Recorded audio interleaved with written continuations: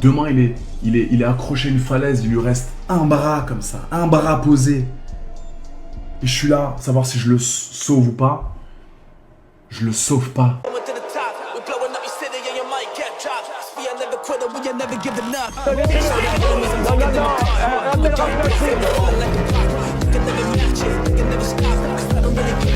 Vous fumez, monsieur. Le football, il a changé. Oui, peut-être. Ouais, c'est Laurent Delamousse, bienvenue aujourd'hui pour une nouvelle vidéo. Toujours aussi gênant l'ancien, j'espère que tout le monde va bien. Messieurs, dames, mon projet aujourd'hui, c'est de vous faire passer un bon moment et je vais tout faire pour y arriver. Avant de partir pour cette nouvelle vidéo, c'est le moment de soutenir la chaîne et moi-même en mettant votre plus gros pouce bleu, votre meilleur commentaire. On n'oublie pas de s'abonner et d'activer la cloche pour ne pas rater les prochaines vidéos. On fait de même sur la chaîne Mousse, la chaîne principale, où hier je vous ai sorti une vidéo sur le vrai visage de l'influence. En fait, c'est sur l'affaire Ilan, Jonathan, Chana Cres, Bastos. Enfin, Bastos, il est un petit peu à part. Vous allez voir que cette histoire, elle est révélatrice du vrai visage de l'influence. Il y a tout. Il y a de la violence, des mensonges, de la manipulation, du craquage émotionnel. Je vous mets le lien en description. On n'oublie pas de me rejoindre sur Instagram, sur TikTok, sur Twitch pour pas rater les lives du dimanche soir à 21h30. On va chercher à Vengeance Malaise. Et moi je m'occupe du reste. Bon alors dans cette vidéo, je vous le dis, il y a plein de sujets intéressants. Mais on va commencer par l'économie. Non pas que ce soit le moins intéressant, mais c'est peut-être pas le plus divertissant. Ça fait quelques vidéos qu'on parle de la taxe Zuckman. Elle est au cœur de tous les débats. Sur le plateau de LCI, Thierry Breton a détruit la taxe Zuckman, mais surtout Monsieur Zuckman. Cette taxe Zuckman, est-ce que c'est une bonne idée? Non, c'est une idée qui n'a aucun sens. C'est une idée qui n'est pas une idée économique du tout. C'est une idée politique. Il faut appeler un chat un chat. Alors on essaye d'abriter ça derrière de l'économie. C'est absolument pas de l'économie. Je rappelle du reste que, et je le dis de façon très de là où je suis, avec la hauteur qui s'impose. Monsieur Zuckman, du reste, avait voulu être professeur à Harvard. Harvard, on l'a pas accepté parce que précisément, je ne révèle rien, c'était dans les journaux, parce que ses travaux n'étaient pas considérés suffisamment sérieux pour, je dirais, la qualification qu'on requiert. Comme je vous l'ai dit, cette taxe Zuckman est au centre de tous les débats, c'est devenu un enjeu politique, et donc chacun y va de ses arguments ou de ses contre-arguments, et sur le plateau de BFM, Éric Coquerel a de nouveau dit pourquoi c'était une bonne chose. Sauf que la taxe Zuckman, je ne vais pas vous l'apprendre, vous le savez, la taxe Zuckman corrige un problème de revenus en allant prendre 2% sur le patrimoine. J'explique aux gens qui parlez de la loi de... Mais attendez, j'explique, parce que comme ça, les gens vont se rendre compte que les accusations vis-à-vis de moi sont infondées, parce qu'évidemment, je connais bien la taxe Zuckman. Qu'est-ce qui se passe? C'est une étude qui avait été faite par l'Institut des politiques publiques en 2023 avec Bercy, sur les données de Bercy. Bon, qu'est-ce qui se passe? C'est que, on va dire, les ultra-riches, les 0,0002% des plus riches, ça concerne un peu plus de 1000 personnes, on paye moins de 2% d'impôt sur le revenu. D'accord?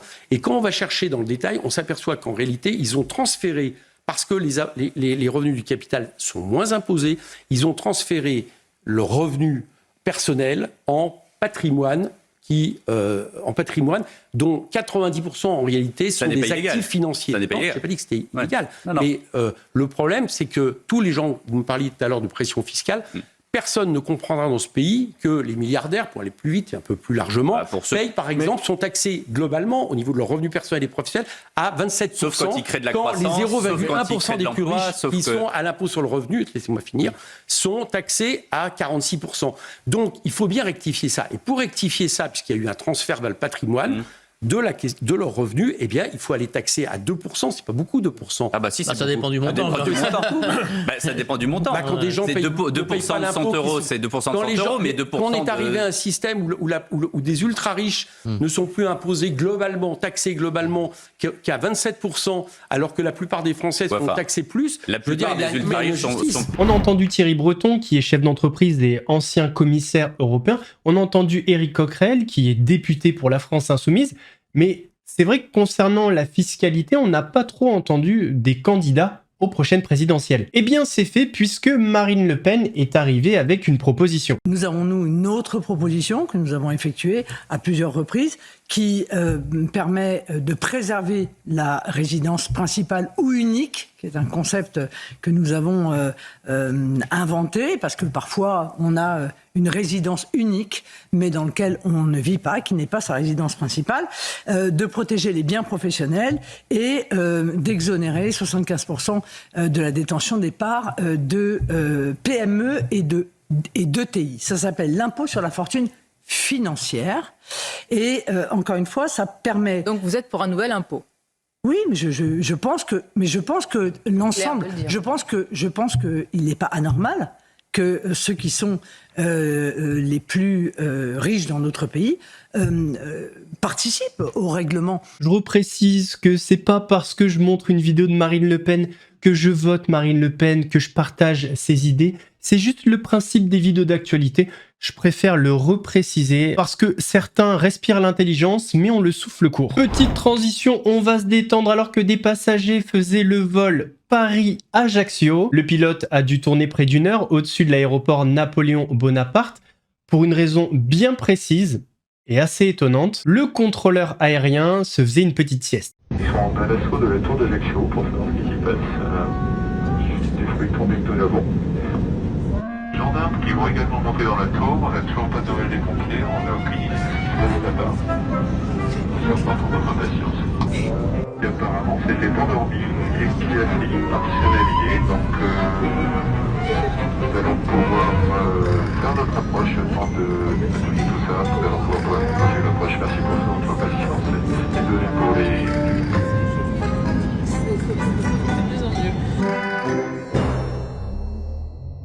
T'as un peu déconné, Doumé, là. Hein. Sujet bien moins divertissant, beaucoup moins drôle, mais c'est nécessaire d'en parler. Je sais pas si vous vous souvenez de l'affaire Madi, cette petite fille qui avait disparu au Portugal. Alors sa date, c'était en 2007, mais ce qu'il faut savoir, c'est que le principal suspect, qui est jugé comme très dangereux, va sortir de prison. Considéré comme très dangereux, le principal suspect dans l'affaire Madi devrait être libéré. Christian Bruckner, délinquant sexuel allemand multirécidiviste, termine de purger une peine pour viol sans lien avec l'affaire Madi et doit sortir de prison ce 17 septembre. Aux yeux de la police allemande, l'homme de 48 ans reste le principal suspect dans la disparition de la petite Maddie McCann le 3 mai 2007 dans une station balnéaire portugaise. Faute de preuves suffisantes, Christian Bruckner n'a jamais été officiellement mis en accusation pour la disparition de la petite Britannique. Il a par ailleurs toujours démenti avoir un lien avec l'affaire. Le parquet allemand ne peut donc pas empêcher sa remise en liberté. Le procureur en charge du dossier assure que Christian Bruckner est foncièrement dangereux. L'expert psychiatre qui l'a examiné conclut que de nouvelles agressions sexuelles sont à attendre. Il n'a suivi aucune thérapie en prison et dès lors, nous devons partir du principe qu'il va récidiver. Le parquet a donc demandé à ce que Christian Bruckner soit soumis à des mesures de surveillance comme le port d'un bracelet électronique. L'Allemand purgeait une peine de 7 ans de prison pour un viol commis dans la même région où la fillette avait disparu. Il a par ailleurs été acquitté cette année d'une série de crimes sexuels contre des enfants dans cette même zone entre 2000 et 2017. En ce moment, Adé Laurent est assez présent, que ce soit sur sa chaîne Twitch ou dans les médias. Je crois que c'était hier ou avant-hier, il a fait l'émission de Cyril Hanouna TBT9. Et sur sa chaîne Twitch, Adé Laurent a parlé de Ramous et il n'y est pas allé de main morte. Après, est-ce qu'il a tort? C'est la plus mauvaise personne qui existe au monde, ce Ramous. Et ça, vous en parlez là dès maintenant, hein, de il y a pas longtemps par rapport au décès du TikToker, là je le connaissais pas trop, mais je voyais un peu qui c'était, le Mehdi là, qui mangeait du saucisson. Paix à son âme d'ailleurs, paix à son âme, c'est horrible ce qui lui est arrivé. Mais cette Ramous, ce Ramous là, c'est la plus grosse merde. Et ça je m'en branle, si je me mets dans un procès, une plainte au cul, je m'en branle. Ramous, c'est le pire être humain qui existe au monde. Pourquoi? Parce que son seul contenu, c'est de buzzer sur le malheur des gens. Et ça, les mecs comme ça, je peux pas me les voir en peinture. Je les hais au plus haut point. Au plus haut point. Demain, il est accroché à une falaise, il lui reste un bras comme ça, un bras posé. Et je suis là, savoir si je le sauve ou pas. Je le sauve pas.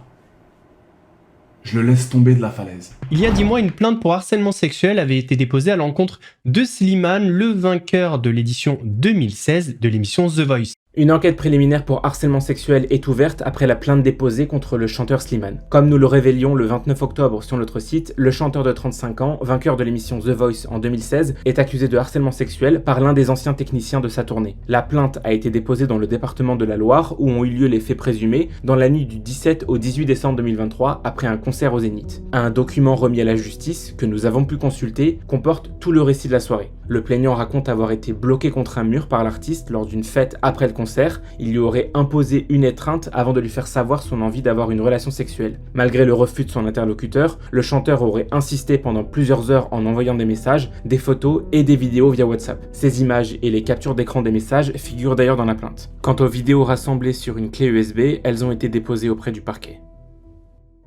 Donc l'artiste était visé par 2 plaintes pour des faits survenus en décembre 2023, l'une pour harcèlement sexuel, l'autre pour agression sexuelle et tentative. Le tribunal a classé sans suite cette dernière mardi. Donc il a été condamné mardi 16 septembre à payer 10 000 € d'amende, dont 3 000 avec sursis pour harcèlement sexuel sur le fameux technicien durant un concert à la fin 2023. Les autres plaintes ont été classées sans suite parce que l'enquête n'a pas permis de caractériser les autres plaintes déposées. Oui, parce qu'en fait, il y a 2 techniciens qui ont déposé plainte. Un pour harcèlement sexuel, donc lui a eu gain de cause, et le deuxième, c'était donc pour agression sexuelle, une agression qui n'a pas pu être caractérisée. Autre décision judiciaire concernant une personnalité, Éric Zemmour a définitivement été condamné pour provocation à la haine raciale et injure raciste. En effet, Éric Zemmour a été définitivement condamné mardi 16 septembre pour provocation à la haine raciale, injure raciste pour des propos tenus en 2019. La Cour de cassation a rejeté le pourvoi formé par Éric Zemmour, confirmant ainsi la décision de la Cour d'appel de Paris prononcée le 22 février 2024. Donc on est le 28 septembre 2019, le président du Parti Reconquête avait tenu un discours lors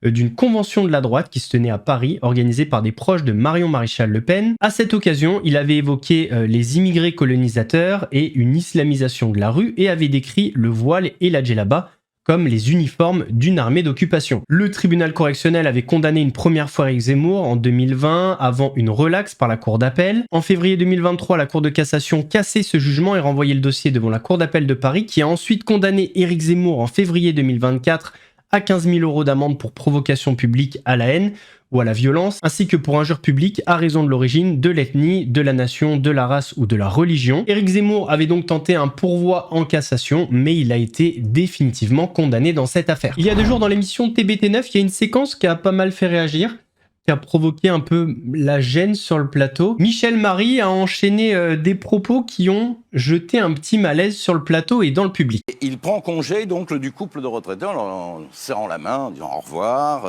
Lui, c'est un type d'Afrique du Nord, enfin un rebeu comme on dit. Et au moment où... Comme tu dis. Comme vous dites, oui. Oui, comme je dis. Oui, mais bon, c'est un rebeu. Bon. Il est fou ce mec. Non mais il est fou, quoi, vous auriez pu dire c'est un feuge.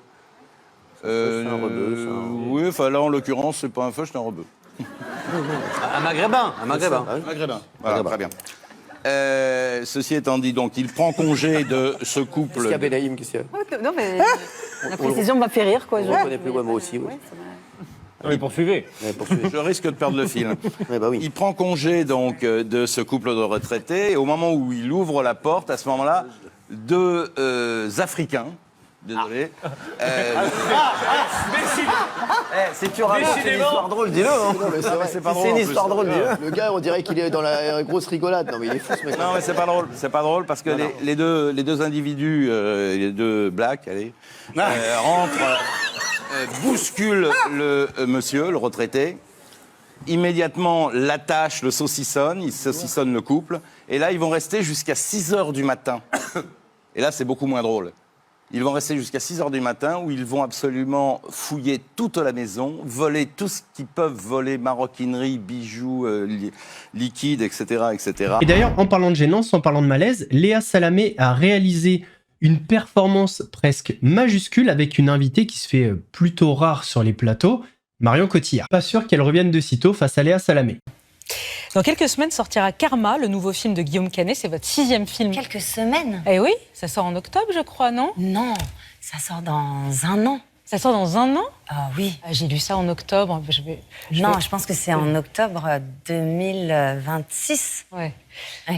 Ma question, elle était qu'on a appris cet été votre séparation. Après 18 ans de vie commune, vous êtes un des couples qui a fait le plus rêver les Français. Je voulais juste savoir comment vous alliez, si vous alliez bien, Marion Cotillard, c'est tout. Merci, ça va. Ça va? Merci. Ouais. Et vous allez bien? Ça va. Aussi. Merci beaucoup d'avoir été avec nous. La mort de l'influenceur politique Charlie Kirk ne cesse de faire parler, de faire réagir, notamment aux États-Unis. Cet assassinat a eu des conséquences inattendues pour toutes les personnes qui se sont réjouies de son décès. Ding dong. Le sorcier est mort. Il s'était réjoui de l'assassinat de Charlie Kirk ou avait simplement refusé de s'en attrister. Pour un commentaire sur les réseaux sociaux, ils ont été licenciés du jour au lendemain. J'ai répondu à quelqu'un en disant que Kirk était en train de brûler en ce moment, car je pense que ce n'était pas une très bonne personne. Le ministère du Travail m'a viré pour ce commentaire sur Instagram, même si c'était un compte privé. Et il est loin d'être le seul. Depuis l'assassinat de l'activiste conservateur Charlie Kirk, une chasse à l'homme s'est organisée sur Internet, menée par des militants républicains. J'aime traquer sur Internet les gens qui se moquent de la mort de Charlie Kirk et les dénoncer à leur employeur. Des dizaines de personnes ont ainsi été renvoyées. Pompiers, employés de compagnies aériennes, enseignants. Vous êtes viré. Leroy, viré aussi. Un exemple a fait la une, celui d'une professeure. Elle avait simplement posté ce message. La haine appelle la haine, zéro compassion. Cela lui a valu une vague de harcèlement sur Internet, puis son licenciement pour atteinte à la réputation de l'université. Et Donald Trump lui-même d'encourager cette chasse aux sorcières. On cherche des noms. On n'aime pas ça. Personne ne se réjouit de la mort des gens. Ce sont des gens malades, dérangés. Cela va encore plus loin. Certains militants vont jusqu'à filmer des employés pour pouvoir les dénoncer, ici dans une imprimerie. Est-ce que vous pouvez imprimer des affiches pour une veillée pour Kirk? Non, on ne le fait pas. C'est de la propagande.